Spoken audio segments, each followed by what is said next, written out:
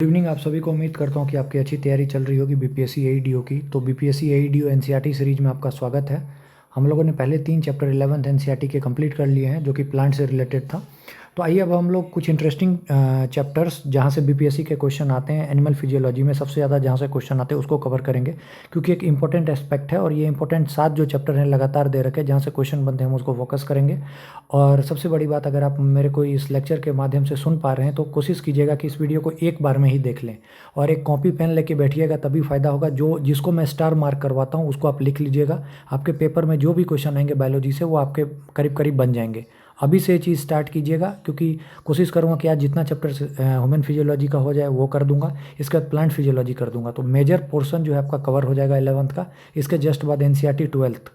तो जो मैं करवा रहा हूँ उसको आप करके एक बार एनसीईआरटी खुद से पढ़ने की कोशिश कीजिए। अगर कोई चीज़ समझ में नहीं आता है तो मेरा नंबर है 7779833076 पर। आप मुझे उसका फ़ोटो खींच के या उसको किसी भी फॉर्म में आप मुझे बता सकते हैं। और अगर आपको ये जानना है कि कैसे और इजीली कर पाएँ, तो आप मुझे व्हाट्सएप कर सकते हैं और मेरे से कोई भी टाइप का क्वेश्चन एनसीईआरटी का पूछ सकते हैं आप। ठीक है, तो हम आइए स्टार्ट करते हैं। Digestion and absorption, copy pen लेके बैठे और अगर सुन रहे हैं तो एक बार में ही इसको कंप्लीट करें, जब भी फुर्सत हो, चाहे अभी हो चाहे कल हो, जब भी पढ़ें तो इसको एक बार में अच्छे से कंप्लीट कर लीजिएगा। आइए तो स्टार्ट करते हैं डाइजेशन एंड एब्जॉर्प्शन। ठीक है, स्टार्टिंग में बता रहा है कि फूड जो है हमारा बेसिक रिक्वायरमेंट है सभी लिविंग ऑर्गेनिज्म का, ये सब आपको पता होगा। विटामिन मिनरल जो है वो भी अपने बॉडी को ज़रूरत है। ठीक है, फूड से हम लोग को क्या मिलता है, तो एनर्जी मिलता है। ठीक है, जो कि हमारे ग्रोथ और रिपेयर ऑफ टिश्यू वगैरह, जो भी टिश्यू डैमेज होता है तो उसके लिए ग्रोथ के लिए क्या है, फूड है, जो कि एनर्जी हम लोग को देता है। ठीक है, ठीक है। अब बोला जा रहा है कि बायो माइक्रोमोलिक्यूल्स, जैसे हम भी कोई भी रोटी खाते हैं तो रोटी खाते ही थोड़ी हमारी बॉडी उसको ओरिजिनल फॉर्म में एब्जॉर्ब करती है, पहले उसको तोड़ती है, फिर उसको सिंपल सब्सटेंस में, फिर जाके वो डाइजेस्टिव सिस्टम में जाता है। बहुत सारे उसमें जो है सो केमिकल्स जो है हमारे बॉडी से जो सीक्रेट होते हैं वो उसमें ऐड होते हैं, फिर उसके बाद उसको एब्जॉर्बेबल फॉर्म में आता है वो, जिसको कि डाइजेशन कहते हैं। और बाद में ये अलग अलग मैकेनिकल मेथड, जो जैसे हम दांत से उसको चबाते हैं, फिर बायोकेमिकल मेथड जो कि हमारे पेट में जैसे HCl सीक्रेट वगैरह होता है, तो इससे जो है लेके जो पूरा प्रोसेस है उसको कहते हैं डाइजेशन। और इसमें जो यूज किया जाता है बहुत सारे डाइजेस्टिव एंजाइम, ग्लैंड्स वगैरह सब आते हैं। ठीक है, तो मेनली पूछेगा कि डाइजेस्टिव सिस्टम में क्या क्या होता है, तो एलिमेंट्री कैनाल और उसके ग्लैंड्स होते हैं। ठीक है, अब आपको जस्ट इमेजिन, आपका मुंह है, माउथ जो है सो जो जीभ उठाते हैं तो ये देखते हो कि पूरा जो है वो ओरल कैविटी हो गया। जो टंग के नीचे में एक धागा जैसे उसको फ्रेनुलम कहते हैं जो जुड़ा हुआ है। ठीक है, याद रखिएगा। ठीक है, ओरल कैविटी में टीथ वगैरह है और टंग है। ठीक है, टूथ जो है वो सॉकेट ऑफ जॉ बोन में धंसा हुआ है। इस टाइप के अटैचमेंट को कहते हैं थिकोडॉन। याद रखिएगा, आपका टूथ जो है वो जॉ से जुड़ के वहाँ पे एक जगह पर जो है जबड़ा जो है, इस टाइप के अटैचमेंट को कहते हैं थिकोडॉन। ठीक है, अब मेजोरिटी ऑफ जो मैमल हैं इसके 2 टाइप के जो टीथ होते हैं पूरे लाइफ में, वही एक दूध वाले दांत जो फिर उसको रिप्लेस करते हैं, तो एक टेम्पररी, फिर बाद में जो आता है वो परमानेंट टीथ। ठीक है, वही बोल रहा है। तो टेम्पररी को जो रिप्लेस करके जो परमानेंट आता है उसको बोलते हैं, उस टाइप के डेंटेशन को बोलते हैं डिफियोडोंट। मतलब 2 टाइप के, पहले टेम्पररी बाद में परमानेंट, उसको बोलते हैं डिफियोडोंट। अब देखिए यहाँ पे एक चीज़ याद रखना है कि ह्यूमन का जो फॉर्मूला है, क्या बोलते हैं, डेंटल फार्मूला, वो 2123 अपन 2123। अब आपको पता होगा 4 टाइप के दांत होते हैं, एक हो गया इंसीजर, एक हो गया कैनाइंस, एक हो गया प्रीमोलर्स, एक हो गया मोलर्स। तो ऊपर में ये पेयर है 2123 पेयर, तो 2 1 3 2 5 3 8, तो 8 पेयर मतलब 16 ऊपर 16 नीचे। क्लियर है, तो वही हो गया इंसीजर, कैनाइन, प्रीमोलर, मोलर। ठीक है, एक बहन बोल रही थी कि आप जल्दी जल्दी पढ़ा रहे हैं, तो बहन थोड़ा सा आप भी एक बार, क्योंकि आपने एक बार पढ़ा होगा तो आपको समझ में आ रहा होगा। अगर आपके लिए बिल्कुल ही नया है तो थोड़ा आपके लिए मुश्किल होगा, लेकिन तब भी जो चीज़ को मैं हाईलाइट कर रहा हूँ, अभी तक मैंने कोई भी स्टार नहीं बोला है, इसका मतलब अभी तक बहुत ज़्यादा इंपॉर्टेंट नहीं है कुछ। ठीक है, थिकोडोंट डिफियोडोंट का नाम याद कर सकते हैं। थिकोडोंट मतलब क्या हो गया, जो जबड़ा से जुड़ा हुआ है, जबड़ा में जो आपका जो है सो दांत वगैरह जिसमें फिट है वो हो गया थिकोडोंट। और डिफियोडोंट हो गया जो टेम्पररी टीथ है रिप्लेस किए गए परमानेंट, उसको कहते हैं डिफियोडोंट। इंसीजर, कैनाइन, प्रीमोलर, मोलर बच्चे से पढ़ते आ रहे हैं 2123 अपन 2123। हार्डेस्ट सब्सटेंस जो है वो टीथ का एनिमल है, इनेमल। ठीक है, जो कि दांत जबड़ा ऐसे मुंह घुमाइए जैसे चबाते हैं, तो ये मेस्टिकेशन ऑफ फूड में वो है। फिर मैंने आपको टंग के बारे में बताया कि ये किससे जुड़ा है, फ्रेनुलम से। छपने वाला सवाल, टंग जो है वो अब ओरल कैविटी से किससे जुड़ा है, तो फ्रेनुलम। स्टार मार्क कीजिए, लिख लीजिए। ठीक है, अब जीभ के ऊपर में देखते होंगे जलेबी सब गरम गरम खाते हैं तो जी जल जाता है। ठीक है, कुछ भी गर्म चीज़, तो ऊपर में देखते होंगे पैपिली वगैरह होगा, व्हाइट व्हाइट कलर का छोटा छोटा सा, उसी में टेस्ट बड होता है। ठीक है, अगला क्वेश्चन जो छपेगा ये फेरिंग्स। ठीक है, ओरल कैविटी से जो है सो जुड़ा होता है फेरिंग्स। आगे बढ़ के देखिएगा तो ये फूड और एयर का जो होता है कॉमन पैसेज होता है, याद रखिएगा। ठीक है, स्टार। फिर एक होता है कार्टिलिजिनियस फ्लैप होता है एपिग्लोटिस, जो कि फूड में जो है सो मतलब क्या कहते हैं, विंड पाइप में खाना को जाने से रोकता है। अगर गलती से चल जाता है तो उसके बाद हम लोग को खांसी आने लग जाती है, जो हम लोग खाते टाइम सरक जाते हैं जिसको बोलते हैं, ठीक है। तो एपिग्लोटिस उसको बचाता है। क्लियर है। फिर क्वेश्चन पूछा जा सकता है ईसोफेगस से रिलेटेड कि जी शेप्ड बैग होता है, ठीक है, उसको स्टोमैक कहते हैं, ठीक है। वो जो ईसोफेगस जो होता है वो आगे की तरफ बढ़ता जाता है, ठीक है। नेक, थोरेक्स, डायफ्राम और वापस जे शेप्ड में है स्टोमैक। अब आपको याद रखना है इसमें से, देखिए सब कुछ पढ़ना, अगर सब कुछ करिएगा तो पगला जाइएगा, तो अब काम का चीज़ याद रखिए। अब यहाँ से स्टोमैक का तीनों पार्ट याद रखिए, cardiac, fundic, pyloric, cardiac, fundic, pyloric, ठीक है। अब पैलोरिक कहाँ खत्म होगा, स्मॉल इंटेस्टाइन में, ठीक है। तो याद रखना है स्टोमैक का 3 part, cardiac, fundic, pyloric, cardiac, fundic, pyloric, ठीक है। और पैलोरिक कहाँ खुलेगा, स्मॉल इंटेस्टाइन में, ठीक है। और स्मॉल इंटेस्टाइन का अगर पार्ट पूछेगा तो क्या बोलेगा, ड्यूडेनम, ज्यूजेनम, इलियम। लिख लीजिए पहले, stomach 3 part, cardiac, fundic, pyloric. Pyloric कहाँ खुला, स्मॉल इंटेस्टाइन। स्मॉल इंटेस्टाइन का 3 पार्ट, ज्यूजेनम, ड्यूडेनम, ज्यूजेनम, इलियम, ठीक है। अब इलियम कहाँ खुलेगा, लार्ज इंटेस्टाइन में। क्लियर है, ठीक है। यहाँ देखिए लिखा है लार्ज इंटेस्टाइन का 3 part, caecum, column, rectum, caecum, column, rectum. Clear है। एक लाइन इनसे एनसीईआरटी का है, नीट में पूछा हुआ है, यहाँ से देखिए, a narrow finger like tubular projection vermiform appendix which is a vestigial organ arises from caecum, जिसको कि अपेंडिक्स बोलते हैं, ऑपरेशन राइट साइड में नीचे में रहता है, तो वो होता है, वही हो गया क्या बोलते हैं इसको, वेस्टिजल ऑर्गन, ठीक है, याद रखिएगा।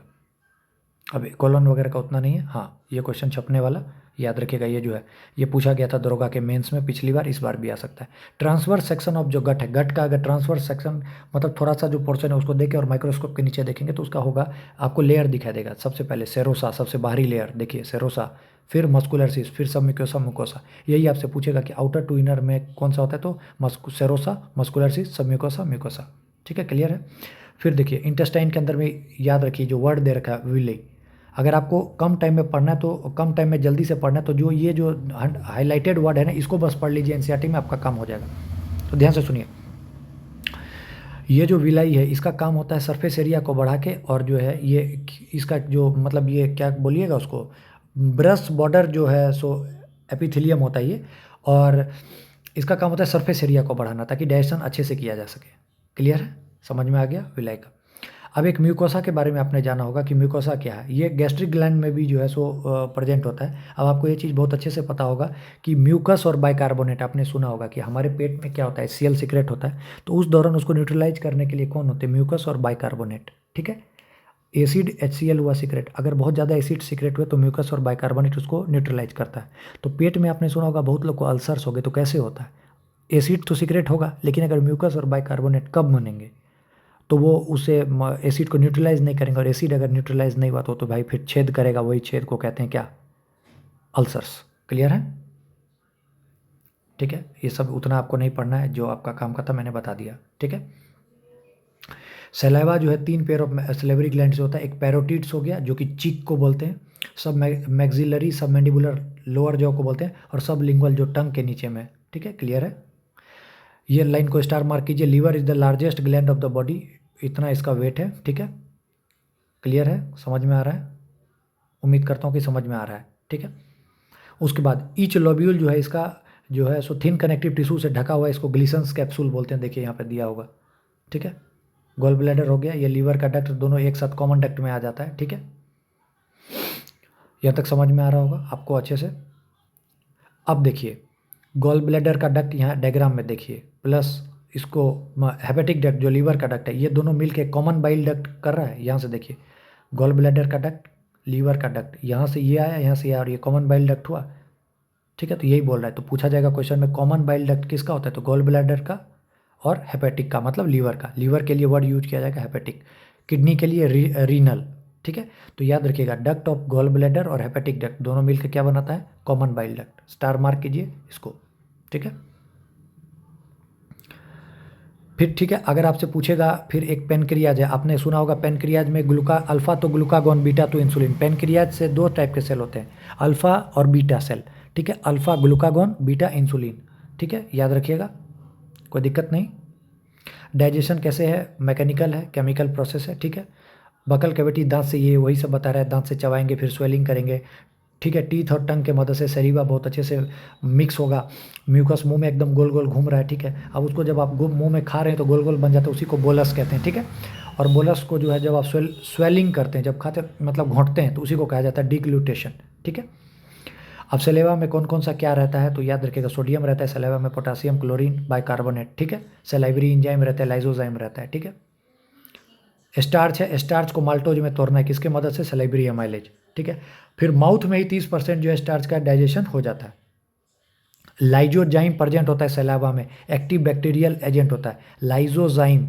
लाइजोजोम अलग है, सुसाइडल बैग, ये लाइजोजाइम है, कहाँ प्रेजेंट है, सलाइवा में, act as an anti bacterial agent जो कि इन्फेक्शन से बचाता है। अब सबसे इंपॉर्टेंट जहाँ से बीपीएससी क्वेश्चन पूछता है, mucus of stomach has gastric gland.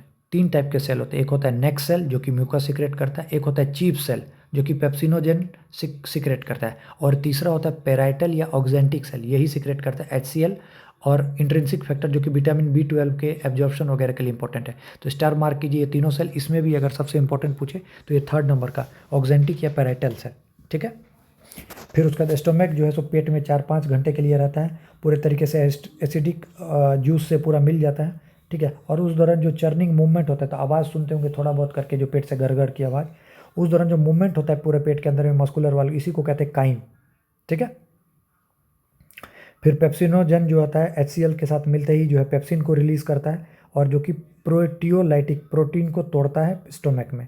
Pepsin जो है कन्वर्ट कर देता है प्रोटीन को प्रोटियोज और पेप्टोन्स में, यहाँ आगे दे रखा होगा, ठीक है। यहाँ अभी मैं बताता हूँ, पहले वो जो लाइन बता रहा था वो यहाँ पे कहीं लिखा होगा, उसको पढ़ देता हूँ, ठीक है। ये देखिए, the mucus and the bicarbonates present in the gastric juice plays an important role in lubrication and protection of the mucus epithelium from highly concentrated HCl। वही जो बताया कि म्यूकस और बाइकार्बोनेट जो है सो हाईली जो एसिडिक HCl है उससे जो है प्रिवेंट करते हैं, ठीक है।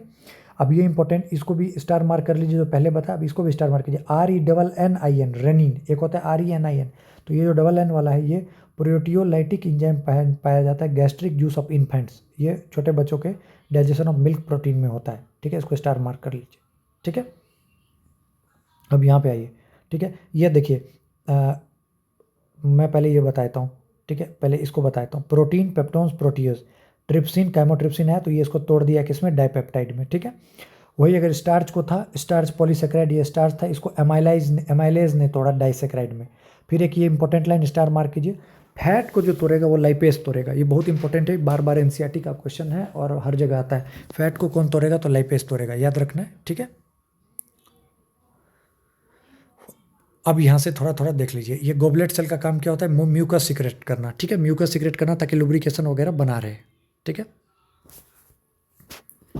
ठीक है। इन सब में आपसे 1-2 चीज़ पूछ सकता है, वैसे इतना डीप में नहीं जाएगा, ठीक है। ये पेनक्रिएटिक जूस और बाइल जो रिलीज होता है हेपेटिक पेनक्रिएटिक डक्ट से, तो उसमें जो है सो पेनक्रिएटिक जूस में कुछ इनएक्टिव इंजाइम होता है, ट्रिप्सिनोजन, कैमोट्रिप्सोजन, पेप्टेनो, carboxypeptidase, amylase, lipase and nucleus, ठीक है। इतना आपको पढ़ने की ज़रूरत नहीं है, देखिए ये इतना डीप नहीं जाता है, इस जितना मैंने अभी तक आपको बता दिया उतना मोर देन सफिशिएंट है, ठीक है। अगर आपको ये याद रखना है तो ये याद रखिएगा कि फैट को जो तोड़ा जाता है वो लाइपेज के सहारे, ठीक है, ठीक है। हाँ, ये वाला चीज़ पूछा जाता है सबसे ज़्यादा, याद रखिएगा। सुक्रोज टूटेगा किसमें, ग्लूकोज और फ्रक्टोज में। मैंने कैसे याद किया था अपने टाइम में, जब हम लोग नीट के लिए पढ़ते थे, तो सुक्रोज जो था, सुक्रोज की गर्लफ्रेंड नहीं थी, तो GF, ठीक है। लैक्टोज में क्या था कि दोनों G टाइप, मतलब माल जो था, बोला था कि वो जो माल लेके आया था दोनों सेम टाइप का माल था, मतलब ग्लूकोज प्लस ग्लूकोज बराबर माल्टोज, और लैक्टोज में ग्लूकोज प्लस गैलेक्टोज, ठीक है। ये तीनों इंपॉर्टेंट है, याद रखिएगा, ठीक है। फिर पूछेगा कि लार्ज इंटेस्टाइन में तो कुछ ऐसा सिग्निफिकेंट डाइजेशन वगैरह नहीं होता है, सर्टेन ड्रग्स वगैरह का होता है, ठीक है। तो ऐसा कुछ नहीं है इसमें, इसका कुछ नहीं है रोल, बहुत ज़्यादा रोल, ठीक है। और फिर बाद में जो इलियोसिकल वेल्व के थ्रू जो है सोफिशियल मैटर जो है वो बाहर हो जाता है, ठीक है। अब एब्जॉर्प्शन वगैरह दे दिया, कुछ ऐसा नहीं है। फिर एक लाइन इसमें जो इंपॉर्टेंट याद रखने के लिए वो ये वाला है कि फैटी एसिड और ग्लिसरॉल जो है वो इनसॉल्युबल है, तो इसको डायरेक्ट ब्लड में नहीं जो है सो मतलब एब्जॉर्ब होता है, तो इनको पहले छोटे छोटे पार्टिकल में तोड़ा जाता है, जिसको मिसेल्स बोलते हैं। ये इंपॉर्टेंट लाइन है, ये यहाँ से आप मार्क कर सकते हैं कि फैटी एसिड और glycerol being insoluble cannot be absorbed in the blood, they are first incorporated in the small droplet called micelle, और बाद में इंटेस्टाइनल म्यूकोसा में जाता है, बाद में इसको कैलोमाइक्रोन्स के तौर पर जो फ्लैट ग्लोब्यूल्स है और बाद में इसका एब्जॉर्प्शन होता है। तो ये वाला जो लाइन है फैटी एसिड वाला, इसको स्टार मार्क कर लीजिएगा, इसमें से क्वेश्चन आता है। ठीक है, अब इसमें कुछ नहीं है, माउथ में क्या हो रहा है, स्टोमक में क्या हो रहा है, स्मॉल इंटेस्टाइन में क्या हो रहा है, इसमें क्या हो रहा है, तो सिंपल है। उम्मीद करूंगा कि आपको ये सब चीज़ समझ में आ गया। ठीक है, ज़्यादा कुछ नहीं पढ़ना, जितना बता दिया मोर देन सफिशियंट है।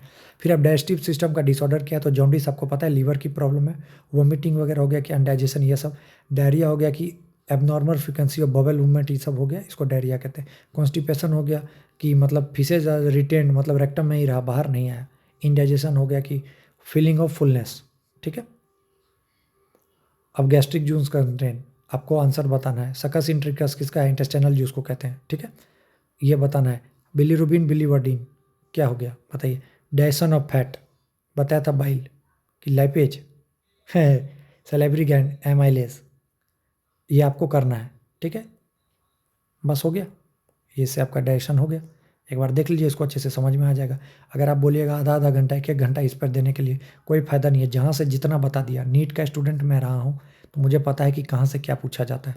आप देखिए, पढ़ने के लिए सबसे सब कुछ पढ़ लीजिएगा, लेकिन आप ही एक चीज़ सोचिए कितना आप रिटेन कर पाइएगा। तो जितना बोला, जैसे ये बोला था कि सलाइवा में क्या रहता है, उसको याद कर लीजिए। बोलस क्या होता है, खा रहे हैं, दांत से चबा रहे हैं तो मुंह में जो गोल टाइप का बन जाता है उसको, फिर घोंट गए तो उसको डिग्लेटेशन। ये बताया duct from liver, gall bladder, common hepatoduct, pancreatic duct.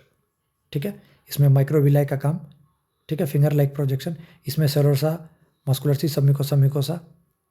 ठीक है, फिर स्टोमक का कार्डिक, फंडिक, पैलोरिक। फिर स्मॉल इंटेस्टाइन का क्या होता है, ड्यूडेनम, जुजिनम, इलियम। फिर लार्ज इंटेस्टाइन का सीकम, कॉलन, रेक्टम। ठीक है, फिर thecodont, diphyodont, 2 1 2 3 upon 2 1 2 3, incisor, canine, premolar, molar. ठीक है, बाकी इतना कर लेते तो आपका काम हो जाएगा आसान। डाइजेशन हो गया हमारा कंप्लीट। ठीक है, थैंक यू।